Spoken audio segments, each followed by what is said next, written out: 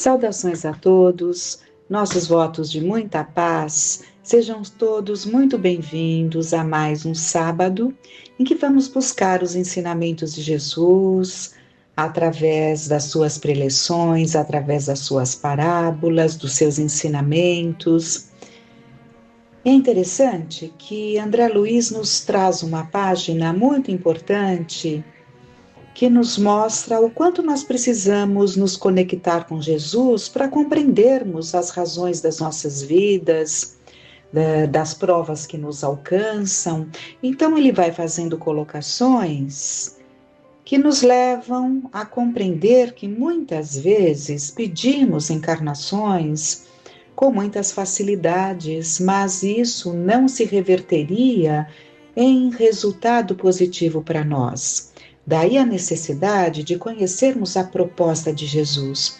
Daí a necessidade de conhecermos que quando ele recebeu de Deus a incumbência de nos conduzir pelo caminho do processo evolutivo, a cada momento, a cada encarnação que nós retornamos, nós temos um propósito.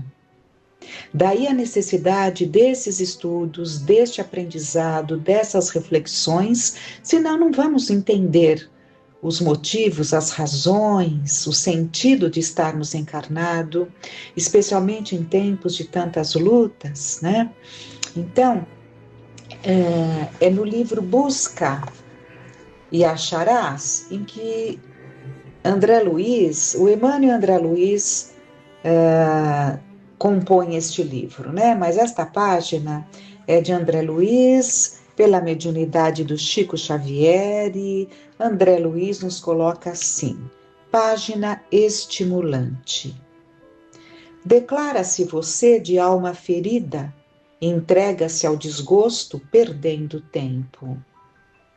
Só essa primeira colocação já nos leva a refletir muito. Vivermos desgostosos, vivermos desesperançados, revolvermos o tempo todo a chaga do nosso coração, nos leva a perder tempo. Entretanto, continua ele, se você não sofre contrariedades e desapontamentos, se não encontra opositores, se não precisa lutar para vencer obstáculos, se não tem um parente difícil que lhe ajude o coração a curvar-se perante os outros, se não necessita servir por amor de alguém, se não carrega algum impedimento orgânico, se não suporta problemas em casa, se não conhece pessoas que lhe abrem caminho a provas e tentações, então você estará correndo risco de permanecer indefinidamente nas retaguardas da evolução. É claro, se nós não tivermos, né, essas questões aqui que ele vai colocando, que são as situações que nos alcançam na vida e que nos levam ao processo de melhoria, pela dor, pelo desapontamento, né?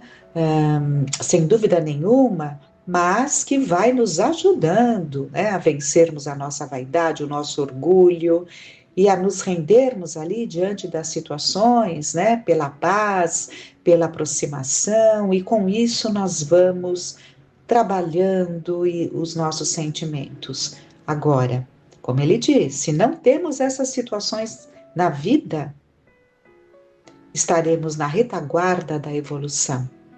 É possível que alguém não tenha essas situações?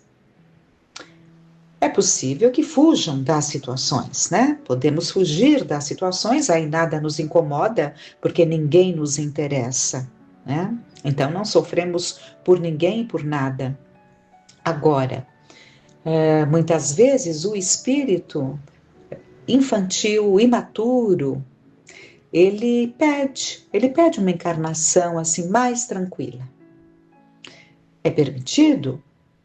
Muitas vezes Deus permite para que ele venha e ao retornar perceba que não houve nenhum crescimento, nenhum aproveitamento e assim mesmo ele sofreu. Porque não há como passar pela vida sem o sofrimento, nem que seja o da solidão, quando nós nos afastamos de tudo e de todos, né?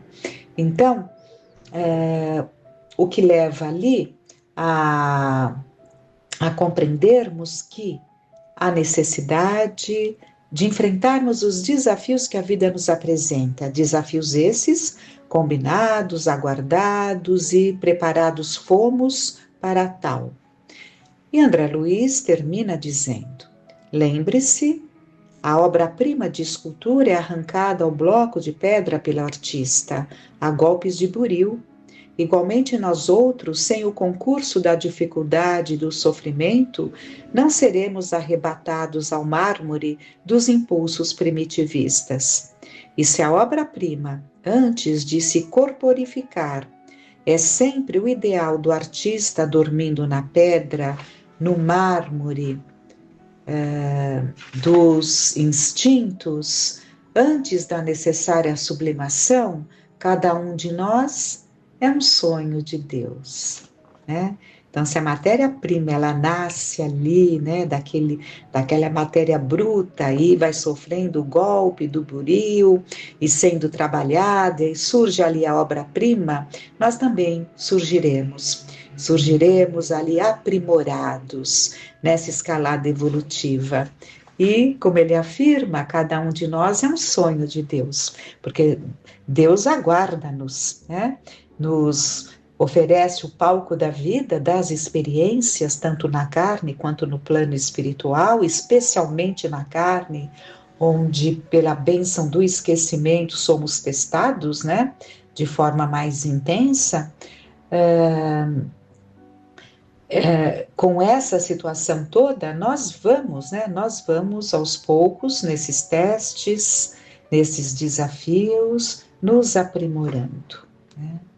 E é um sonho de Deus, Ele aguarda, né, que nessas experiências todas retornemos a Ele. Muito bom. E há uma nota aqui no final: administra com equilíbrio e abnegação os bens materiais e espirituais que a eterna bondade te situou nas mãos.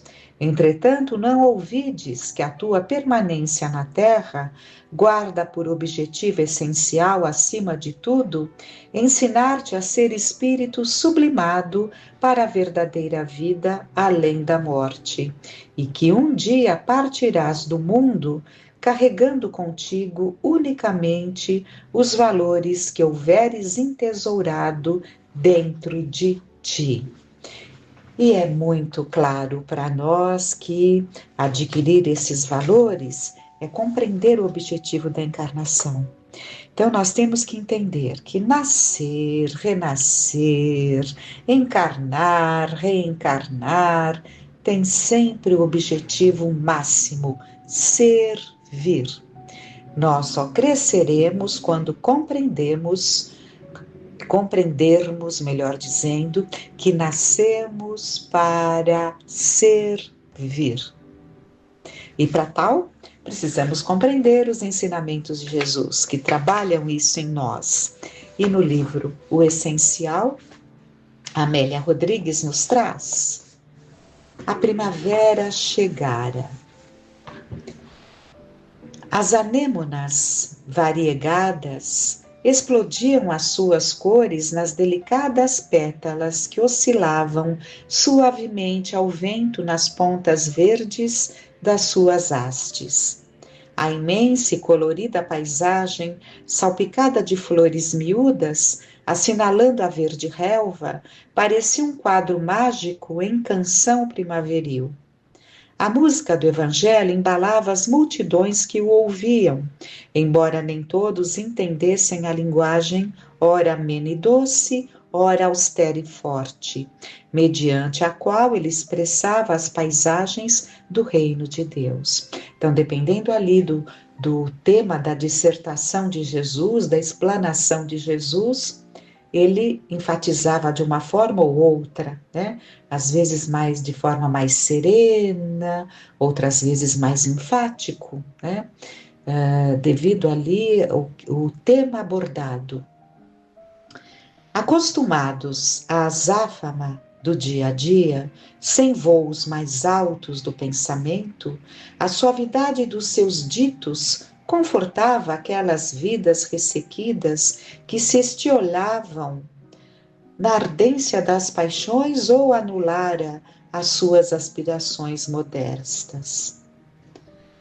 Comentava-se com emoção, em serenas expectativas ou vibrantes implicações, no existir tudo quanto ele afirmava. A sua presença para grande número de ouvintes era a chuva de amor de Deus, alcançando o solo adusto dos corações humanos naquele terrível deserto de sentimentos de amor.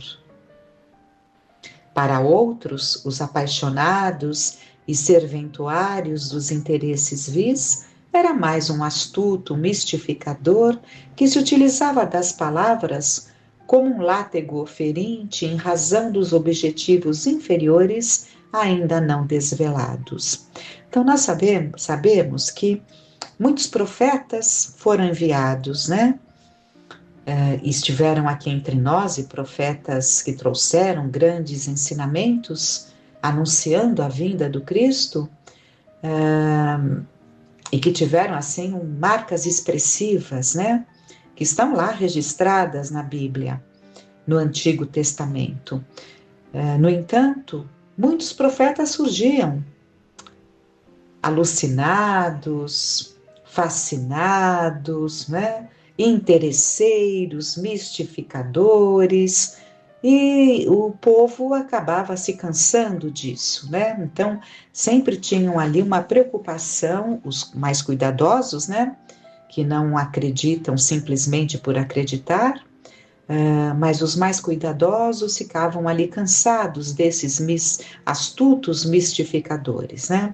Então, alguns entendiam a Jesus por não se aprofundarem para conhecê-lo, para entendê-lo, para ouvi-lo, como um mistificador. Outros, né, como vimos anteriormente, tinham ali uma certa dificuldade porque tinham ainda no coração um deserto de sentimentos de amor, né? Então não estavam preparados, a terra não estava preparada para a semeadura.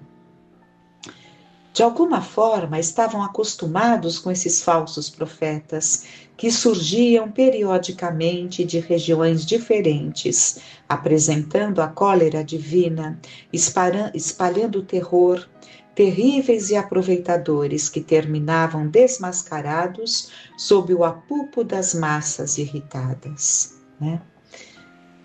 Verdade é que por onde ele passava, aconteciam fenômenos surpreendentes, e ele jamais pedia algo para si. Pelo contrário, sempre ofertava carinho e misericórdia a todos aqueles que foram devastados pelas tempestades existenciais. Suas curas prodigiosas e inexplicáveis surpreendiam, e as lições posteriores recomendando que os antigos enfermos não voltassem à prática de seus erros, nem de soluções morais, jamais se apagariam da memória dos tempos. Porque Jesus tinha o objetivo de curar a alma. Muitas vezes, sim, curou o corpo, mas para atingir a alma.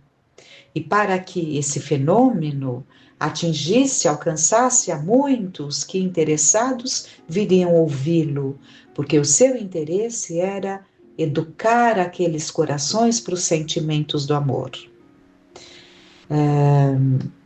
E muitos eram curados, né? Mas, quando curados, era muito comum Jesus dizer, quando as causas, né, estavam ali no comportamento, era muito comum Jesus dizer, vá e não peques mais, para que o mal maior não vos suceda. Né? Então, esses ensinamentos marcaram muito. Jesus era assim especial, coloca Amélia. Ninguém conseguira impressionar as multidões conforme ele lograra, conforme ele conseguiu. Ele desejava alçar os pensamentos dos seres humanos às alturas do Hermon, embora as lutas se realizassem na planície de Esdrelon.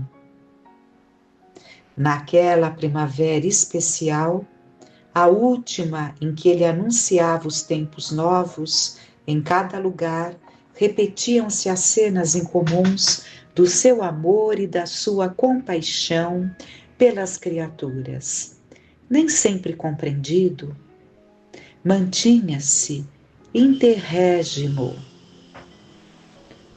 integérrimo, não perdendo tempo com discussões com os ociosos e pessimistas de ocasião. Estava constantemente cercado pelos necessitados de todos os tipos, aos quais dispensava bondade e paciência, auxiliando-os na solução dos problemas reais ou imaginários que os atormentavam. Aturdia alguns israelitas a largueza de suas informações. Não se sabia se frequentava sinagogas, não era um rabi convencional, mas os seus conhecimentos produziam surpresas em todos que dele se acercavam. Ele falava sobre quaisquer temas que lhe fossem apresentados, porém, com uma profundidade incomum. Muitos tentavam confundi-lo inutilmente, pois ele sempre o superava com naturalidade. Ele dizia-se o Messias, mas não o exclusivista de Israel, que libertaria o seu povo da sujeição do jugo romano. Porque o Messias que o povo de Israel esperava, e talvez ainda espere, era um Jesus, era um Messias exclusivista, porque ele teria encarnado, para libertar o judeu do jugo romano. Então era um povo exclusivista, não um povo exclusivista, um Messias exclusivista, e não um Cristo que veio para todos, de todos os pontos.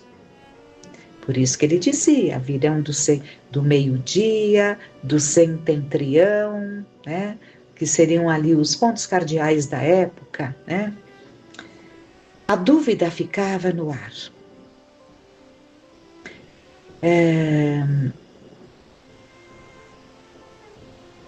Então, ele tinha coragem, voltando aqui, ele tinha coragem de afirmar que mereciam respeito e liberdade também os gentios, os inimigos de Moisés, inclusive os romanos vampirizadores.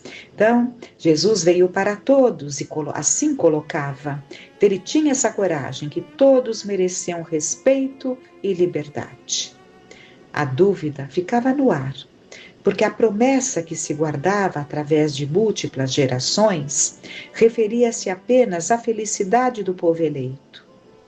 Ele, porém, informava que todos eram filhos de Deus, sem privilégios para uns, nem carência para os demais. Aconteceu no entardecer, de cores formosas, nas cercanias de Cafarnaum. Herodes Antipas encontrava-se na cidade e hospedava Quirino, chefe de uma legião que transitava em direção à Síria. Os soldados, sem maiores compromissos, descansavam e aproveitavam as delícias da amena temperatura para passear pelas margens do lago e arredores.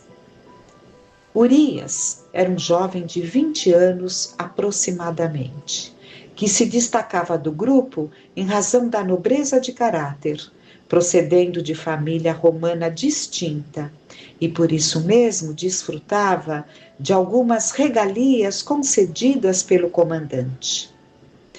Ele ouviu falar sobre Jesus e buscou escutá-lo, numa das suas alocuções na praia, entre as embarcações em repouso. O mestre impressionou-o profundamente, atraindo-lhe a atenção e o interesse.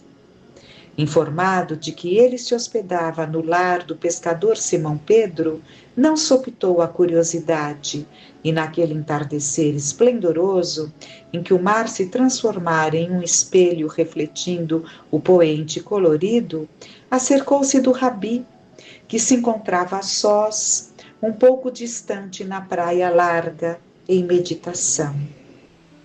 Visivelmente emocionado, acercou-se-lhe e falou-lhe sem preâmbulos: Mestre, as vossas palavras penetraram-me como um punhal de luz e diluíram todas as sombras do meu coração. Sou romano e adorador de deuses e dos nossos antepassados. Tenho-vos ouvido e confundo-me com as vossas sublimes palavras. Referis-vos a um Deus único, que é mais poderoso do que todos os deuses de todos os povos. O que deverei fazer para segui-lo? O Senhor derramou sobre ele o seu brando olhar e respondeu com doçura: Buscai o sol que se esconde atrás das montanhas, e compreenderás que após a noite que advém da sua ausência, retorna formoso e cálido. Assim o faz desde o princípio dos tempos, sob uma força poderosa que o sustenta. Reflexionai sobre o mar e as vidas que nele se abrigam, da mesma forma que os pássaros e os animais que completam a natureza, e encontrareis a mesma força que os mantém. Misteriosa essa energia criadora que vem do nosso Pai, em tudo presente e vitalizadora. Se quereis conhecê-lo e servi-lo, amai a tudo e a todos, indistintamente, e o sentirás no vosso mundo interior. O amor é a energia básica da vida, criadora e co-criadora, manifestação eterna de Deus. Os olhos do rapaz coroaram-se de lágrimas que não receavam escorrer pela face. Vós sois filhos do amor, concluiu Jesus, e nunca vos esqueçais de que eu venho para que o vosso coração se enfloresça de paz e nada mais vos satisfaça além do amor. O legionário afastou-se comovido e, olhando para trás, continuou a ver a sua figura de pé, destacada na quase noite como um raio de esperança. Nunca as tradições cristãs referiram-se ao jovem legionário romano, que foi o primeiro a aceitar Jesus, dando-lhe a vida mais tarde em holocausto de amor. Ele não é conhecido dos homens porque não ficou registrada a sua presença, né? Essa busca, essa comunhão com Jesus, né? Mas Deus sabe, né? E ele teve uma vida, como ela fala aqui, que ele até na mesma encarnação, ele se entrega num holocausto de amor, né? Entrega-se em holocausto de amor a Jesus. Então, que belíssimos ensinamentos para nós refletirmos. Esse jovem de 20 anos, ele pergunta como seguir a esse Deus único. E Jesus vai explanando sobre a natureza, né? E mostrando a esse jovem que para chegar a Deus é através de sentimento. Não é uma figura palpável, é através do sentimento, observando a natureza, o trabalho paciente da natureza. Ele fala do sol, né? Depois ele fala do mar, depois ele fala das vidas que estão no mar, dos pássaros e dos animais que completam a natureza, né? E ele vai indo e fala, né, do amor que deve unir a todos os irmãos. Então, vós sois filhos do amor e nunca esqueçais de que eu venho para que o vosso coração se enfloresça de paz e nada mais vos satisfaça além do amor. Então, belíssimos ensinamentos que Amélia Rodrigues nos traz e que nos leva a conhecer particularidades. Os evangelhos, os 4 evangelhos, é uma riqueza. A sequência que temos ali, que vem dos apóstolos, né, com as suas epístolas, que são as cartas, culminando com o Apocalipse de João, nós vamos vendo ali a beleza dos ensinamentos de Jesus, porque os discípulos continuam falando do que ele falava, do que ele ensinava, né? Então não poderia ser diferente a divulgação do cristianismo quando Jesus parte e os discípulos continuam levando os seus ensinamentos, né? Então, é uma beleza profunda. Queira Deus que nós não desperdicemos o nosso momento, porque somos espíritos em atraso. Já estamos na 3ª revelação, vivendo, né, intensamente a 3ª revelação, mas ainda patinando tanto em alguns pontos que ainda temos dificuldades ou talvez nem nos preocupemos em mudar. Então vamos refletir que Deus e Jesus estendam sua misericórdia sobre todos nós. Que fiquemos em paz.